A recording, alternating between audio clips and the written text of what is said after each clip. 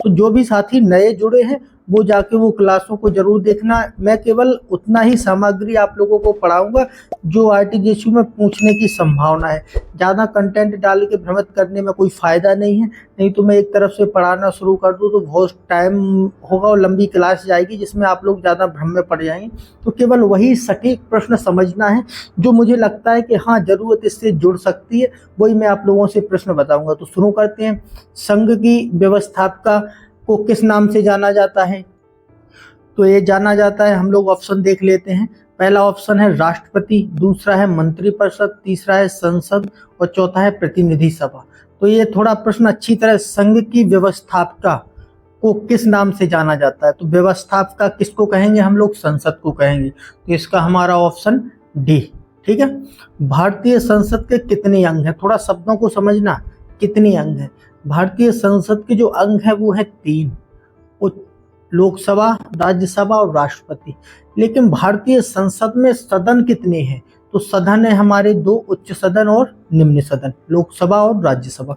थोड़ा एक एक प्रश्न में मैं ज़्यादा प्रश्न समझाने की आपको कोशिश करूंगा, तो इससे आप लोगों को थोड़ा समझते हुए चलना है। जो भी कमेंट में साथी करते हैं कि समझाने की कोई ज़रूरत नहीं है ज़्यादा, तो ऐसे कई प्लेटफॉर्म पड़े हैं एमसीक्यू वाले, आप लोग जाके दौड़ के अपना सारा कुछ कवर कर सकते हैं।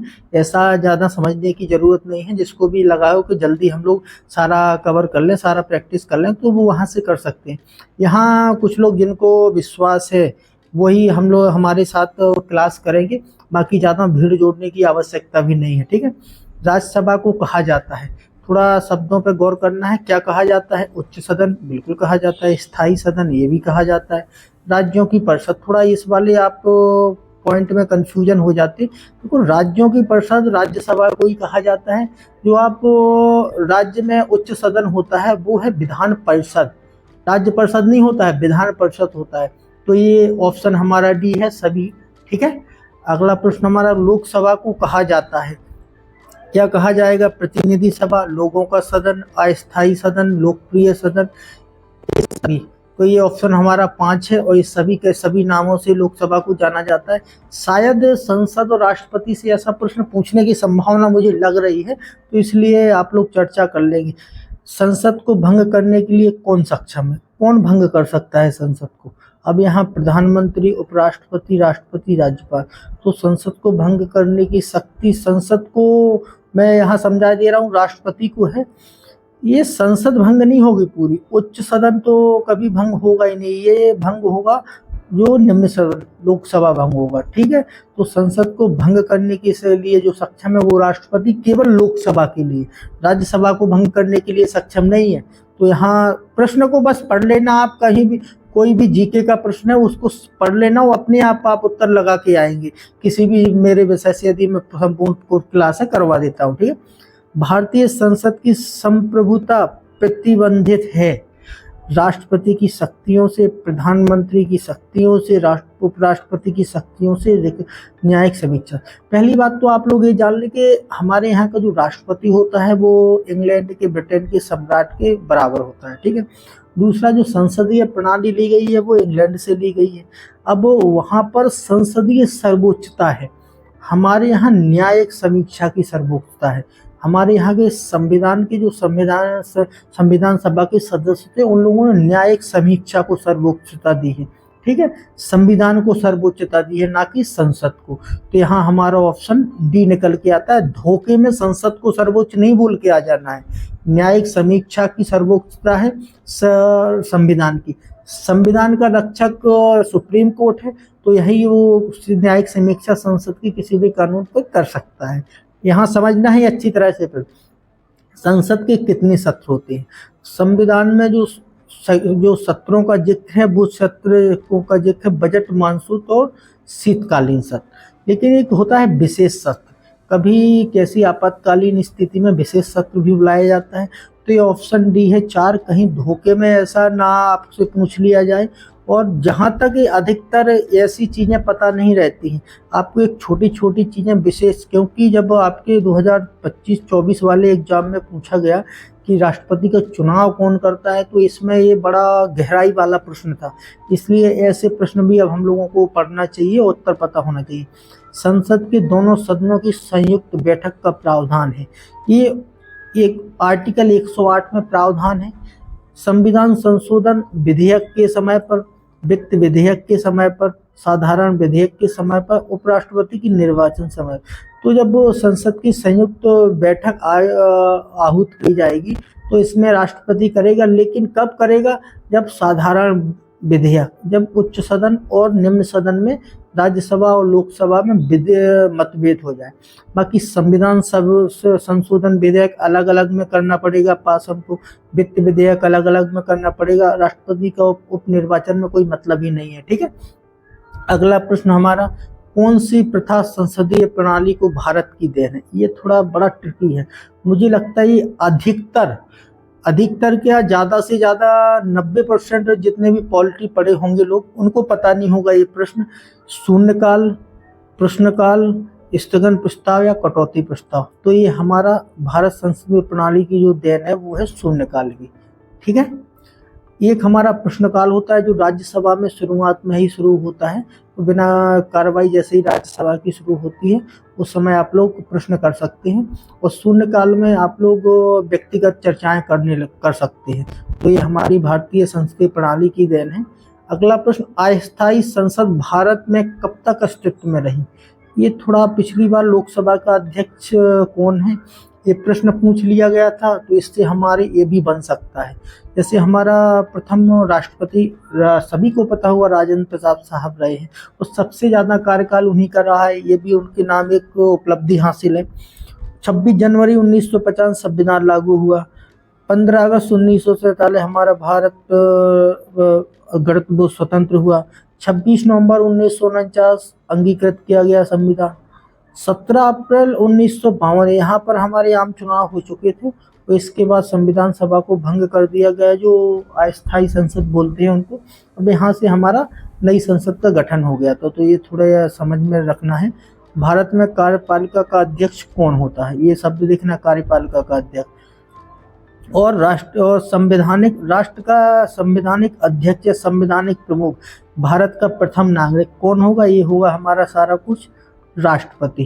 कार्यपालिका का अध्यक्ष ये मत समझ लेना कि प्रधानमंत्री होता है, राष्ट्रपति, क्योंकि जितने भी कार्य किए जाते हैं सब राष्ट्रपति के नाम पर किए जाते हैं। भले ही प्रधानमंत्री, मंत्रिपरिषद कोई करे, लेकिन राष्ट्रपति के नाम से गजट जो हमारा पत्र जारी होगा तो वो राष्ट्रपति के नाम से होगा। ठीक है, अगला प्रश्न, राष्ट्रपति पद के निर्वाचन हेतु कौन सी पद्धति अपनाई जाती है? तो ये हमको थोड़ा समझना है, कौन सी पद्धति अपनाई जाती है। एक, निर्वाचक मंडल, बी हमारा खुला निर्वाचन, सी प्रत्यक्ष निर्वाचन, और डी है हमारा समानुपातिक प्रतिनिधित्व एवं एकल संक्रमणीय मत पद्धति अपनाई जाती है। डी थोड़ा एक और शब्द में बता दूं, समानुपातिक प्रतिनिधित्व एवं एकल संक्रमणीय। एकल संक्रमणीय मतलब का होता है कि हस्तांतरणीय। यदि आपका जो मत दिया है वो आपका प्रतिनिधि या जो भी खड़ा है उसके उम्मीदवार वो जीत नहीं पाता है, तो आपका मत दूसरे को हस्तांतरित कर दिया जाएगा, आपको वरीयता देनी पड़ेगी।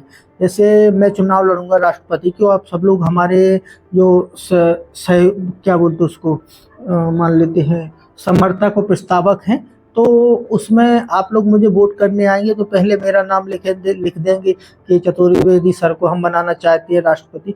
और यदि अब मैं नहीं जीतता हूं, मान लो 50% मुझे मत, 50 + 1% मत नहीं मिलते हैं, तो फिर मैं आपको दूसरा देना है, कोई और आपका पहचान का है, आप उसे चुनना चाहेंगे तो आप उसको मत दे के आ सकते हैं। तो फिर मैं अलग हो जाऊंगा, मेरे मत सभी को बांट दिए जाएंगे, जितने उम्मीदवार और बचेंगे तो जो दूसरे नंबर पर प्रायोरिटी होगी वो मत फिर उसको चला जाएगा। ये होती है हस्तांतरित मत पद्धति। ठीक है, तो इसको याद रख लेना है। राष्ट्रपति पद के चुनाव संबंधी विवाद कौन देखेगा? तो ये राष्ट्रपति का और अन्य जितने भी संसद सदस्यों का जो विवाद होगा वो देखेगा हमारा चुनाव आयोग, लेकिन राष्ट्रपति का देखेगा हमारा उच्चतम न्यायालय। तो आप देखेंगे ऑप्शन डी है इसका। ठीक है, राष्ट्रपति पद के उम्मीदवारों को चुनाव प्रचार करने हेतु, ये थोड़ा बड़ा अलग, ये ऐसे प्रश्न नहीं किसी को पता रहते। 1 वर्ष का टाइम बिल्कुल नहीं मिलता। जितने अनुमोदक और प्रस्तावक होते हैं वो एक 2 सप्ताह केवल जो भी उम्मीदवार है राष्ट्रपति का प्रचार कर सकता है, अपना उम्मीदवारी अपने जीतने के लिए चर्चाएं कर सकता है। तो 2 सप्ताह का टाइम मिलता है। राष्ट्रपति चुनाव में कौन शामिल होता है, पहली बात। और महाभियोग ये क्या है, 2 चीज़ें समझना है। ऑप्शन देख लेंगे, संसद सदस्य, संसद और विधानमंडल।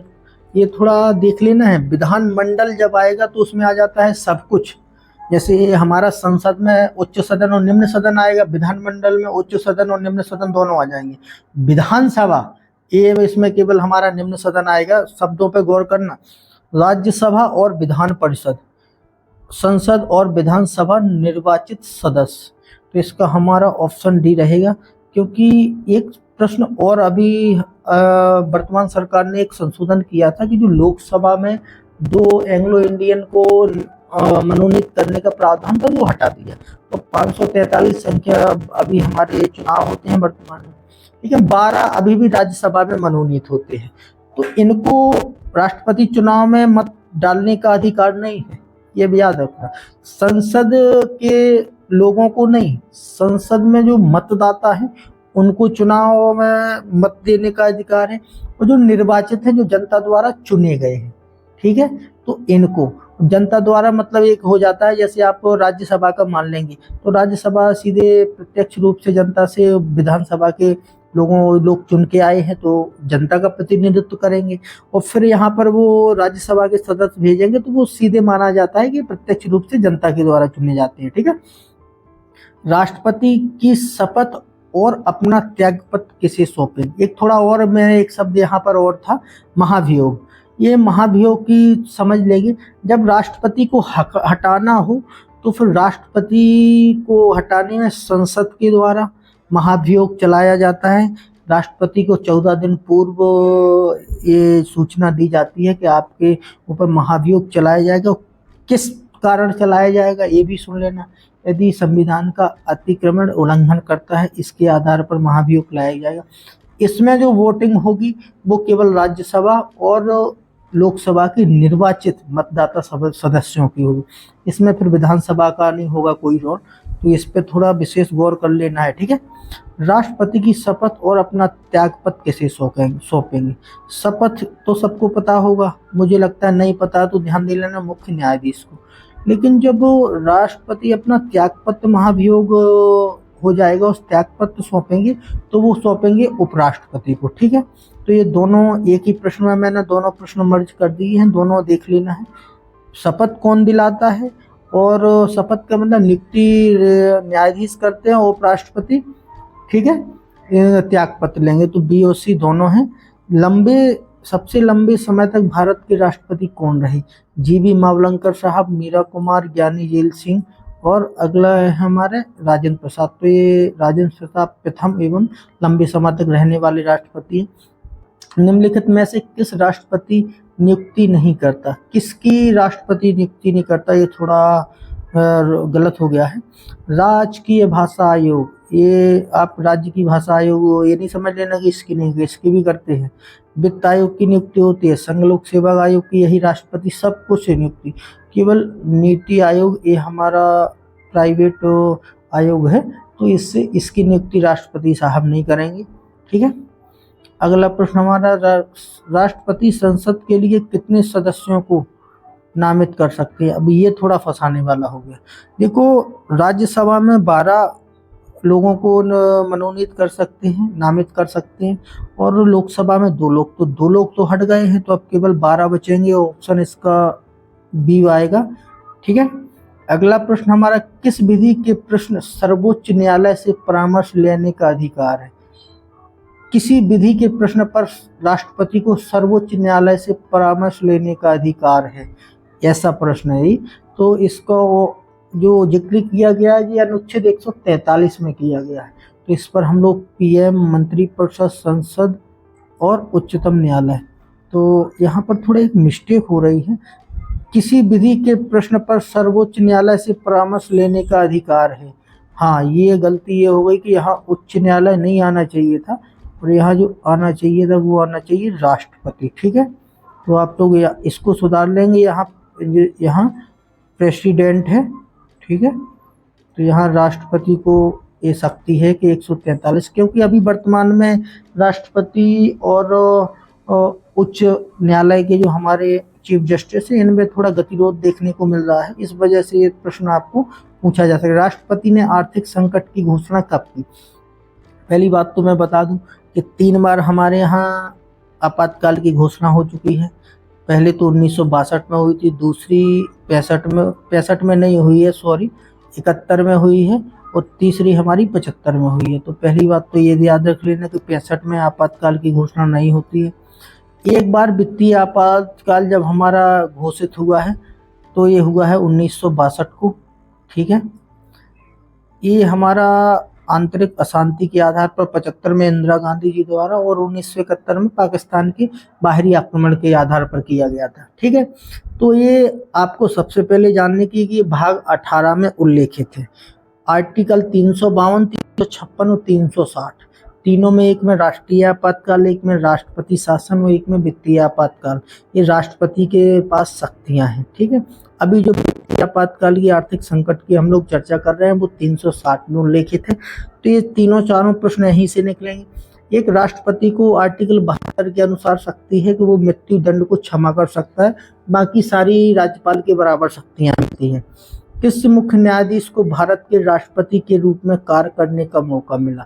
ये थोड़ा मुझे हटके लगा। पहली बात तो ये इसलिए हटके लगा, PN भगवती, न्यायमूर्ति H कानिया, दीपक मिश्रा, M हिदायतुल्लाह। तो ये ऑप्शन हमारा डी है, M हिदायतुल्लाह। ये भारत देश के प्रथम मुस्लिम चीफ जस्टिस थे। इनको 2 बार कार्यवाहक राष्ट्रपति के रूप में कार्य करने का मौका मिला। इसमें एक बात और मैं बता दूं, पहली बात, यदि राष्ट्रपति नहीं है तो उपराष्ट्रपति राष्ट्रपति पद संभालेगा। मान लो दोनों लोगों को मन हुआ कि अब हम लोगों को थाईलैंड जाना है घूमने, और दोनों लोग निकल गए घूमने के लिए, तो फिर इसके बाद कौन संभालेगा? इस पर सीधा उल्लेख है कि फिर हमारे भारत के चीफ जस्टिस ऑफ इंडिया ये पद को संभालेंगे, उपराष्ट्रपति के। तो यहाँ पर याद रख लेना है कि यदि दोनों लोग कहीं जाते हैं, अचानक मृत्यु हो जाती है, तो चीफ जस्टिस ऑफ इंडिया संभालेंगे, ठीक है। राष्ट्रपति संसद के दोनों सदनों को प्रथम सत्र के प्रारंभ में कब संबोधित करते हैं? प्रतिवर्ष लोकसभा के गठन के बाद, राष्ट्रपति के चुनाव के बाद, ए और बी। ये ऑप्शन हमारा बी है। देखो, प्रत्येक वर्ष में राष्ट्रपति संबोधित करता है संयुक्त बैठक को नहीं, दोनों सदनों को। एक लोकसभा, जैसे नया लोकसभा का चुनाव होता है जब संबोधित करता है राष्ट्रपति, ठीक है, दोनों सदनों को। राष्ट्रपति के चुनाव के बाद ऐसा कुछ नहीं है, ठीक है। तो ऑप्शन बी है, वो ऑप्शन डी है, ए और बी। सर्वोच्च न्यायालय के मुख्य न्यायाधीश की नियुक्ति कौन करता है? तो ये आर्टिकल 124 में हमारा जिक्र आता है। इसमें हमारा जो नियुक्ति करेंगे वो राष्ट्रपति के द्वारा। देखो, राष्ट्रपति चीफ जस्टिस ऑफ इंडिया को शपथ दिलाएंगे। चीफ जस्टिस ऑफ इंडिया को शपथ हमारे राष्ट्रपति दिलाएंगे। बाकी जो इस्तीफा होगा वो देंगे हमारे उपराष्ट्रपति को। तो यहाँ दोनों चीजें समझ लें। महाभियोग जो चलाया जाएगा वो संसद के द्वारा चलाया जाएगा।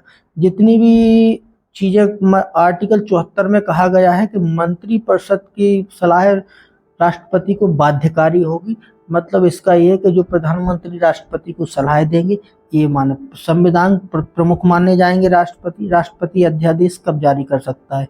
ये जारी करेगा कब? कि जब सदन के अधिवेशन ना रहने की स्थिति में। जब सदन के अधिवेशन नहीं रहेंगे तो यहाँ पर अध्यादेश जारी करेगा। बाकी उस अध्यादेश को 6 महीने के अंदर आपको अनुमोदन करने की जरूरत पड़ेगी दोनों सदनों से। तो ये अध्यादेश का मतलब होता है, पहली बात तो समझ लेंगे, ठीक है। आपको आर्टिकल 123 में शक्ति राष्ट्रपति को प्रदान है। अब इसके अलावा भी हम लोग कुछ चर्चाएं करेंगे। क्या? पहली बात तो जो भी हमारा विपक्ष के नेता का पद, मैं क्लासों में भी बता चुका हूँ, मिनिमम 10% संख्या बल होना चाहिए। दूसरा, 10% संख्या बल राज्यसभा या लोकसभा की संख्या होनी चाहिए जब आप किसी भी सत्र को चला सकते हैं, चाहे लोकसभा को चाहे राज्यसभा को, ठीक है। तीसरा, आप अधिकतर कितने मंत्रियों की नियुक्ति कर सकते हैं? तो ये 15% कर सकते हैं। ये तीसरी बात है। कुछ ऐसी चीजें हैं जो राष्ट्रपति और संसद के संबंध में हैं। सभी एक एक चीजें नहीं कवर की जा सकती है। बस हम लोगों को कुछ चीजें, मैंने कई बार सभी से बोला है कि आप स्वयं से अध्ययन करेंगे, और जब मैं जो पढ़ाऊंगा तो फिर वो मैं मुख्य चीजें जो जरूरी हैं आने की संभावना ज्यादा है, तो फिर आपका रिवीजन हो जाएगा। बाकी आप सारी चीज़ों पर हमारे भरोसे रहेंगे तो फिर इसमें थोड़ी हम लोगों को मुश्किल आ जाएगी। इसलिए आपको स्वयं से पढ़ना है। बाकी जितने टॉपिक हैं उसकी मुख्य मुख्य चीज़ें मैं आप लोगों को बताऊंगा। जो भी नए से हमारे साथी जुड़े हैं तो वो निर्भर नहीं होना है कि मैं आप लोगों को ये support first paper second paper में, मैंने बोला कि मैं केवल एक मार्गदर्शक के रूप में कार्य करूंगा। बाकी मेरा जो कार्य है वो इंटरव्यू तैयार करना है, इंटरव्यू लड़कों को तैयार करना है। तो इसको नहीं जानकारी हो तो बार बार मैसेज करके और ज़्यादा आप दबाव बनाने की कोशिश ना करें। जितना भी हो मुझे लगता है कि आपके लिए जो ज़रूरी है वो मैं आप लोगों को ज़रूर सामग्री मेहनत करके अपना टाइम ज़्यादा से ज़्यादा निकाल करके आप लोगों की मदद करूँगा। ये मेरा कर्तव्य दायित्व है, ये मुझे पता है। चाहे मैं 5 जून तक भी आप लोगों को, क्या मैं तो कोशिश करूंगा कि मैं 8 जून तक भी आप लोगों को ऐसी मदद करता रहूंगा। मुझे जो भी टॉपिक लगेगा कि इसमें से प्रश्न बन सकता है तो मैं वो टॉपिक तैयार करके आपको करता रहूंगा। जैसे ही जिस विषय की हमारी पीडीएफ में होती है तैयार, वो मैं आप लोगों को उपलब्ध ग्रुप में जितने लोग हैं सबको कराता रहूंगा, टेंशन मत लेना, ठीक है। बाकी स्वयं से बिल्कुल घबराना ही नहीं है। बहुत साधारण पेपर आता है जीके का। मेरे हिसाब से क्या है कि समस्याएं आप लोगों को बंद कर देना है। जैसे लिखित परीक्षा है वैसे सब किताबी कॉपी एक साइड रख देनी है। यहाँ थोड़ी समस्याएं होती हैं तो हम लोगों को अब कुछ बंद नहीं करना है। पेपर देके और निरंतर सफलता अंततः उसी को हासिल होती है जो निरंतर संघर्ष करता है। ये बात एक अपनी जहाँ भी रहते हो आप दीवार पर लिख लेना है। यदि आप निरंतर संघर्ष में रहेंगे तो एक गारंटी मेरी है कि आप सफल होंगे आरटीजीएसयू में। और यदि आप किसी को धोखा दे रहे हो, हवाबाजी कर रहे हो, माहौल बना रहे हो किसी क्षेत्र में, चाहे वो आप सामाजिक स्थिति में लेकर हो, चाहे आर्थिक में, चाहे राजनीतिक में, तो वो एक अलग बात है, वो आप कर सकते हैं पर्सनली। यदि आप सीरियस में बनना चाहेंगे तो वहाँ पर आपको निरंतर अध्ययन, निरंतर संघर्ष करना पड़ेगा, ठीक है।